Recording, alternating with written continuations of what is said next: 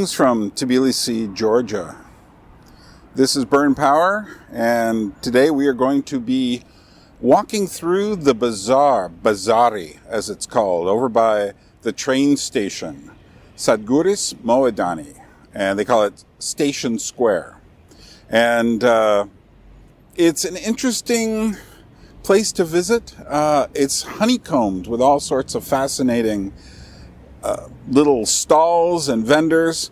Some of it isn't that exciting, and some of it is very, very Georgian. And so when you come here, I would say one of my top 10 things to do when you visit Georgia is to go to the bazaar at Station Square. It's just an easy metro ride to Station Square, get out, and start seriously looking around. I'll show you a little bit in a moment of a map of the area you can cover. Now, this is only one of several Tbilisi bazaars, and it is one of the ones that I find really fascinating just to walk through. So we're going to do that. So, in order to get to the bazaar, what you need to do is get on the metro, which will take you through Marjanishvili. The next stop is Sadguris Moedani, or Station Square. And this is the old, you'll come out and you see this huge building, and that is the Soviet-era brutalist train station. Let me show you a photo of that. Now, the metro gets out in different places. There are 3 different places where the metro gets out, and you don't want to go to the furthest one that way. You'll figure it out, though. If you make a mistake, you'll walk across an overpass here on the other side of the train station and get out here. But you should get out right there. But who knows? This parking lot here has, it's got if you enter here, there's like little entrances. You'll find it just as a labyrinth of dark stalls down there of people selling mostly clothing and household goods. I don't have any footage of that. It's awfully dark in there. But what I do suggest is if you go down to this corner here, a lot of people selling food items here, street food. So if you need your hachapuri or bread, or, they have a hot dogs, which are kind of like pigs in a blanket. And anyway, you can walk into this place, which we'll do in a minute. And endless, there's food, household goods, and lots of clothing in here. Also lots of clothing up here, as well as more food. You can walk down here, and there are many stores that sell supplies. I found thread, buttons, other sorts of household specialty items, and especially Especially what was most important for me here was to find thread for puppet shows. Or line for puppet shows, Zappi. But what I recommend starting off with is walking down this street here. Here's the train station, walk across the parking lot, and walk down this way. It might be confusing to you, but hang to the left as you're coming out of the station.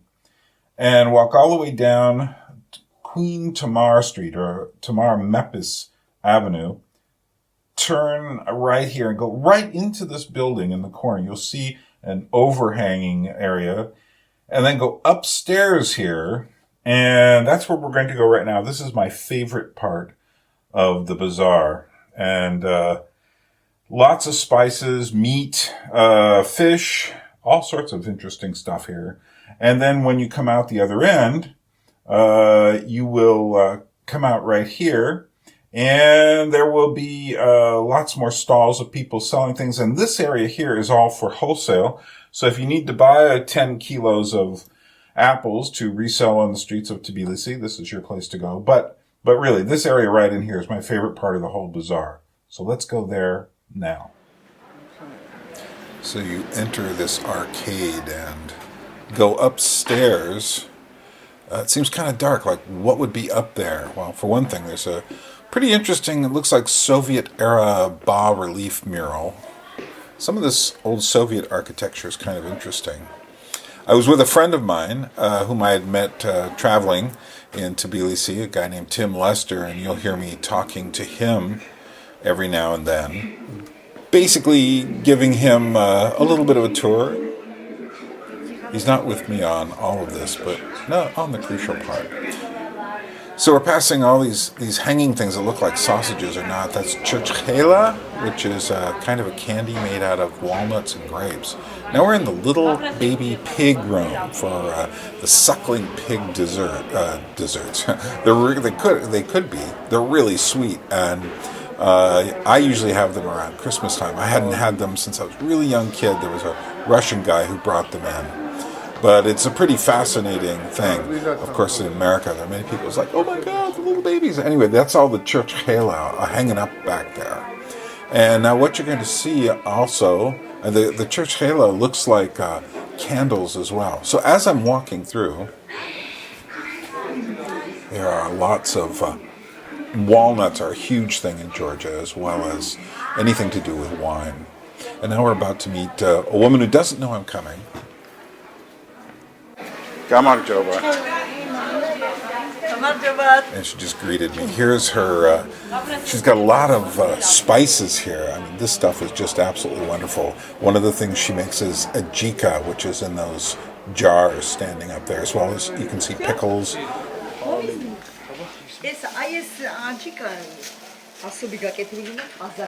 This sauce is great, this ajika stuff.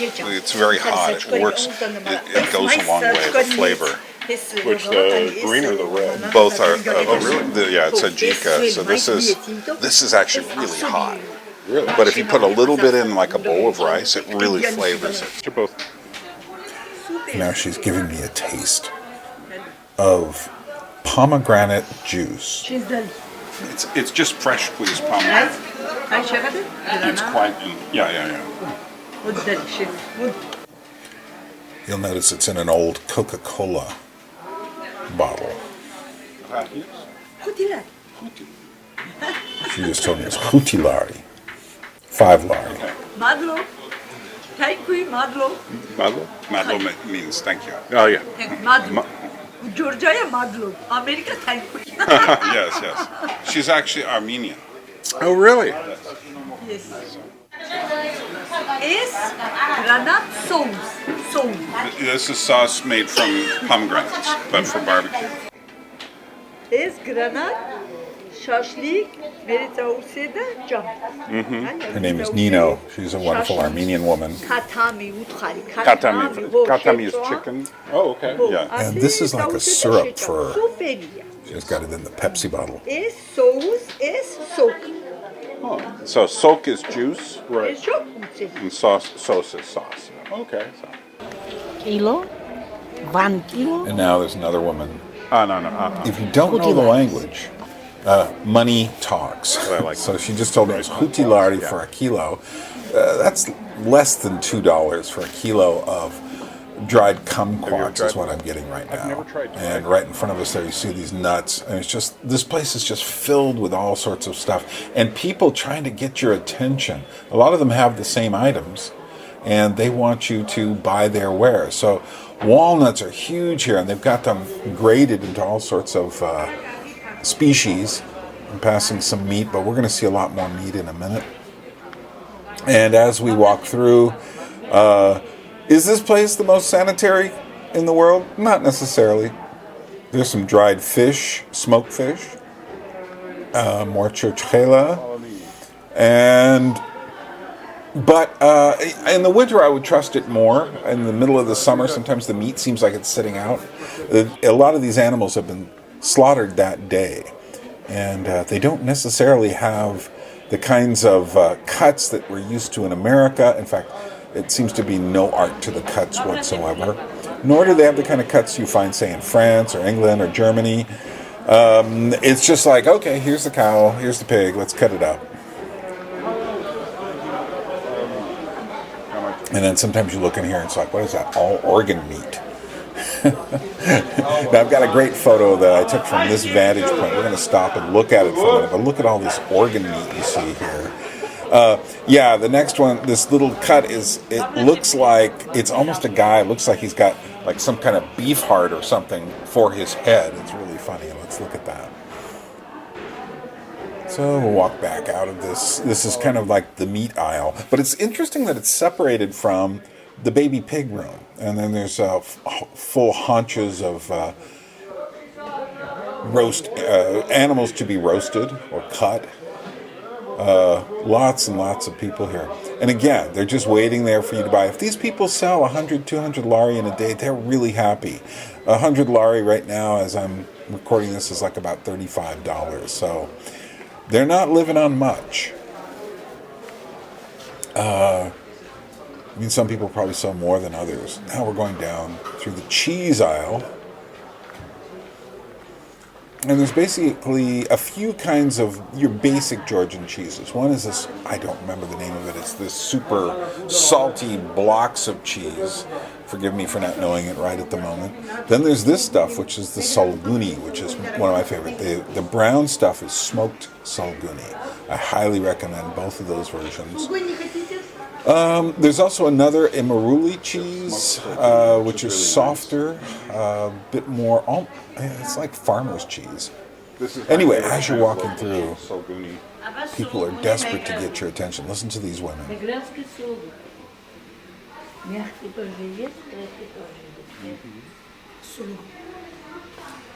And what they don't realize is that by competing there, I'm feeling like I don't know who to buy from because I don't want to insult either one of them. So we'll kind of head back out here. If it was just one of them trying to sell it to me, I would have probably thought about it. But then I would have to deal with the competition between them. That was Tim. And again, all the cheeses. Look at the size of some of those salty wheels of cheese. This is dry stuff, but it's good for hachapuris and other Georgian pastry type confections, pizza type. Not a little bit. Okay, so now we come out to the zone where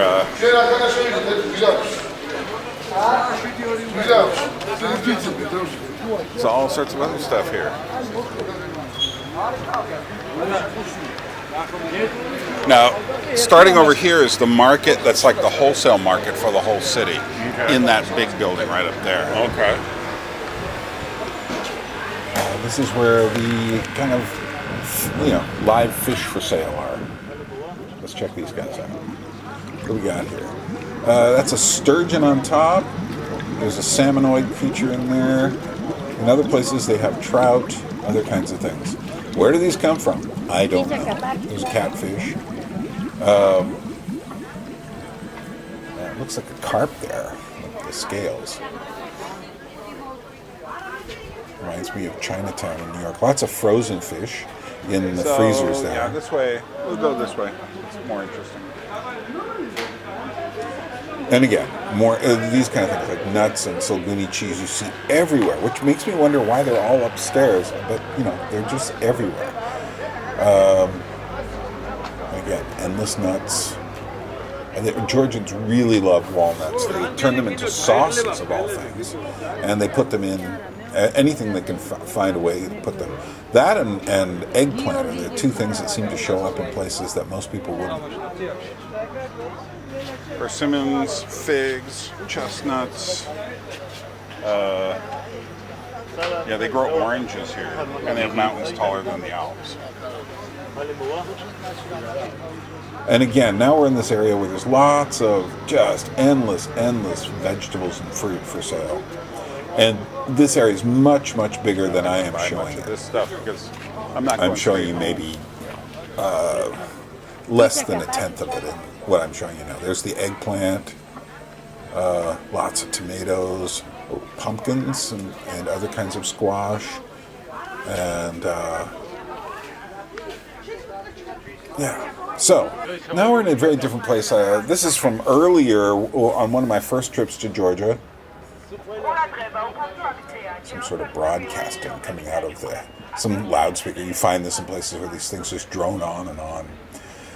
We're now on the street that's closest to the railroad station, and people just have stuff set up for sale. And again, these people are really, sometimes I wonder how these people are surviving at all. Like they've got magazines and stuff there. How many would sell in a day? Not many. These people are operating on the thinnest of margins. And again, more fruit and vegetables, but also stuff like used clothes and other kinds of treats. Now we're going to turn the corner. We just turned the corner, and here you have street food, various kinds of... Lobiani is a great street food. It's kind of a pastry made with beans, I wouldn't call it a pizza, but you get the idea. There's more cheese. It looks like someone just made the cheese and brought it in. Different kinds of bread. Kind of a Russian feel to the bread here in this particular section. And then check this out. So all these little bottles of takhmali sauce. I probably said that wrong. Takhmali. It's a tough one to say. Okay, well, let's cross the street. Watch out for the traffic.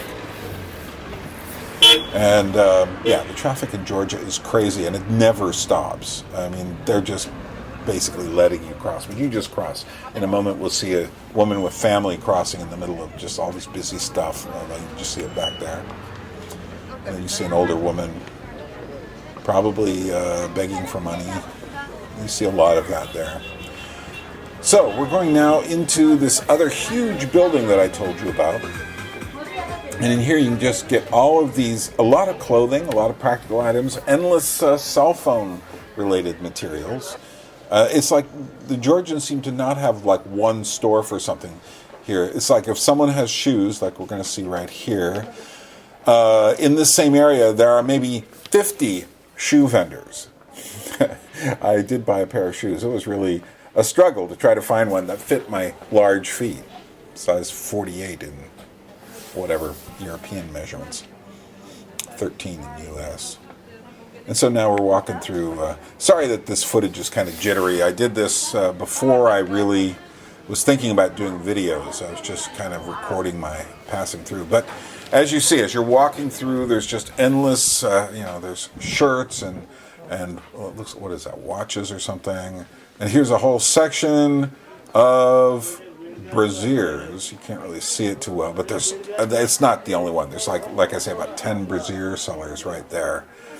It's kind of funny. Here's some purses. We'll see a lot more purses in a second. There they are. And it's like I say, it's not like there's one purse vendor. There's like dozens. So you go and you look, and as soon as they see you looking at something, this was especially important when I was looking for a pair of jeans, like further on where the men's jeans are. As soon as someone catches your eye looking at something, they start going in like sharks for the kill. So you've got to have a good deal of sales resistance. Fortunately, you need some shoes, more shoes. There's jeans and such. We're not spending a whole lot of time here. We'll end up on mannequin torsos, and then we're going to go back out.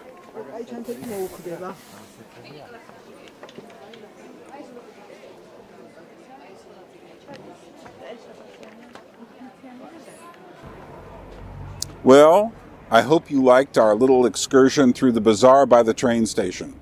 Station Square, Sadguri Smovedani. And the bazaar is also called Bazari. And when people say Bazari, this is the one they mean. There are a couple of other ones, but this is the big one. And when you come to Georgia, you should go seek this place out. Look at the map I showed you, find it, and walk around. It'll be surprising and interesting. Unless you're from Tbilisi, people from Tbilisi just consider it normal. People from other places, though, like most of you watching this, you might find it fascinating. So this is Byrne from Tbilisi saying Nachwamdis, which means goodbye. And I'm going to teach you that word today. Here's how you spell it. Let's try it one more time. Nachwamdis.